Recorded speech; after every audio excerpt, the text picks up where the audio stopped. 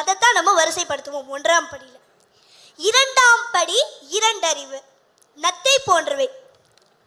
3ஆம் படி 3 அறிவு, எறும்பு போன்றவை. 4ஆம் படி 4 அறிவு, நண்டு போன்றவை. 5ஆம் படி 5 அறிவு, பறவைகள் போன்றவை. 6ஆம் படி 6 அறிவு, நம்மை போன்ற மனிதர்கள்.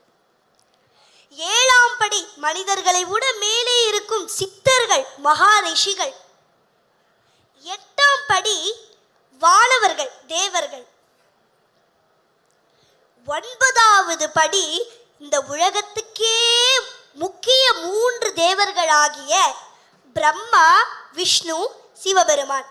இவர்களுடைய 3 தேவிகளாகிய சரஸ்வதி, லக்ஷ்மி, சக்தி தேவி. இவர்களுடைய சக்தி எல்லாம் சேர்ந்து நம்ம மகிஷாசுர மர்த்தினியை நடுவில் வச்சு வரிசைப்படுத்துறது தான் இந்த 9வது படி.